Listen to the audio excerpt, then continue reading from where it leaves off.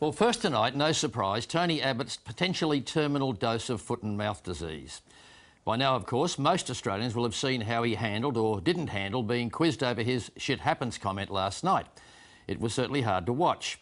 And while his opposition political mates have been reminding us all day what a decent and patriotic bloke Tony Abbott is, it has raised a pretty serious question. Can we afford to make anyone Prime Minister when they struggle to think on their feet? Is that indeed a fatal character flaw for any politician, let alone a would-be national leader? Here's 6pm's political editor, Hugh Remington. The government was giving Tony Abbott no mercy today.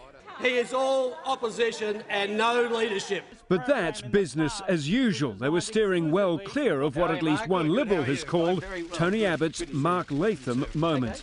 Not so much his choice of words when discussing how an Australian soldier died, as his speechless fury when asked about it later. Okay, well, tell me, what's the context, and if it's out of context, what is the context?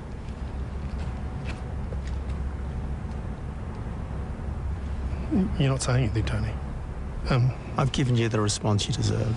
I think people who look at that footage will draw their own conclusions about Tony Abbott. There's no shortage of coalition MPs and military experts defending his comments in Afghanistan. There are a few people in our country who are more patriotic than Tony Abbott. The suggestion that he would be in any way making light of the death of a soldier is quite insulting. Tragedy happens in war, and that was very much the context of that conversation. But the long volcanic silence is intriguing, says communications professor Catherine Lumby. Tony Abbott was visibly shaking, but the most extraordinary thing was him not saying anything. The question is what people conclude from it. Some people will see this as evidence that he's a real person, you know, that there's passion behind the politician, and perhaps the public wants to see more of that. Other people will say, well, as a senior person, as a leader, it's your job to mask your emotions and to keep yourself in control. In the thousands of words politicians speak every week, they're often remembered for just a few. Stuff happens, and it's untidy, and freedom's untidy, and free people are free to make mistakes and commit crime. Former US Defence Secretary Donald Rumsfeld now regrets saying stuff happens. As Iraq collapsed in chaos and looting, his own president never recovered from this. Brownie, you're doing a heck of a job. The FEMA director's working 24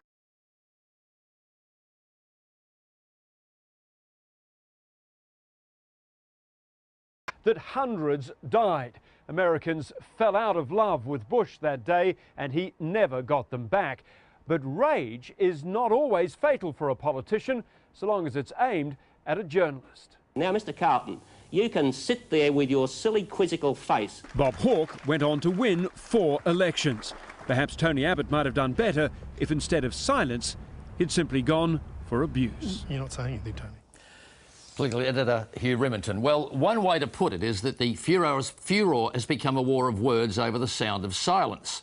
Whether or not you approve of Tony Abbott's colourful turn of phrase was his excruciatingly protracted pause on the box last night's silent rage, or a case of if you can't say something nice, say nothing at all. We don't really know for sure because the opposition leader himself has remained tight-lipped for much of the day. But his deputy, Julie Bishop, is among those coming to his defence, and she joins us now from our Canberra bureau. Thanks very much for being with us. Could I start by asking you this? If Tony Abbott, as Prime Minister, was involved in a life and death negotiation, let's say with some people holding Australians as terrorists, could we trust him not to become flabbergasted, if you like, tongue-tied or lost for words the way he did last night? George, of course you can trust him. Tony cares so deeply for our troops and their families. He's committed to their welfare and their well-being.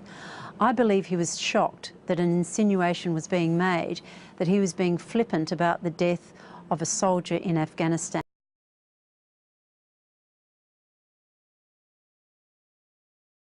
He responded to the journalist. He had nothing more to say to keep the story going. But to be wordless, if I can interrupt you there, to be wordless, he was speechless, his lips were trembling. It was more than shock. There was something going on there. What do you think was going through his head at the time? I mean, he does have a history, we know, for gaffes. We could talk about that. But what was going on when Tony Abbott was standing there staring, almost giving that journalist the Julie Bishop death scare? I reserve that for special journalists on special occasions. But I believe Tony was deeply concerned about the impact that this would have on the soldier's widow, Becky. After all, Tony went straight from that interview to the phone to ring her and discuss it with her. She put out a statement saying she had no issue with Tony Abbott. She wanted to leave it there. And I think out of respect to her, we should do that. So it's, of course, you can look back in hindsight and say, well, I would have done it differently, but put yourself in Tony's shoes, caring as he does for our troops and their families. Yeah, and this insinuation was made. Understood. Let me say, I personally and professionally didn't find what he said offensive. It's the sort of thing that gets said in those situations. But the fact is, he's got a history for this sort of... It's not the first time he's used that phrase, shit happens. During the election campaign, he actually said, Julia Gillard says yes when she really means... or no when she really means yes. I mean, this sort of thing, blurting things out the way he did is one thing, but then last night what people are really anxious about is he was flabbergasted, he was tongue-tied.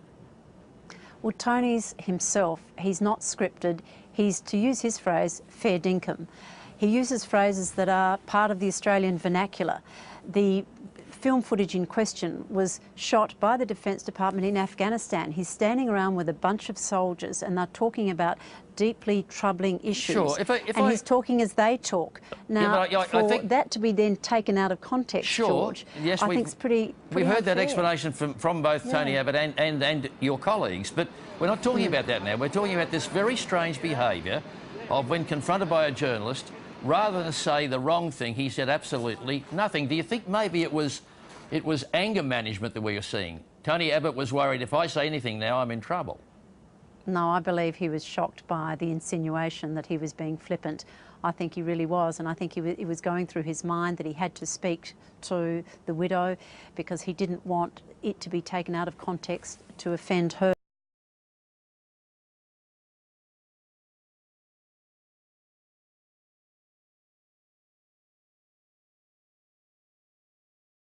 Your leader, he is your leader, but there was the alternate Prime Minister of Australia, absolutely lost for words, whatever the reasons were. That's not what we expect of people who aspire to leadership, I wouldn't have thought. George, people will respond in different ways, and with hindsight, people will look back and say, well, I would have handled that differently. Maybe they would, maybe they wouldn't. But if you're shocked by something that's been put to you, and you're thinking about the impact it's going to have on other people, and you care so deeply about the topic, I think that that's a response others would have had. Now, I've had a lot of feedback today from people saying, well, I know what I would have been doing to the journalist if I'd been confronted in that way. So people have various reactions, and I understand that. But in Tony's case, I think it was genuine shock. That was the reaction. That's the way I read it. Julie Bishop, thanks very much for your time. Thank you, George.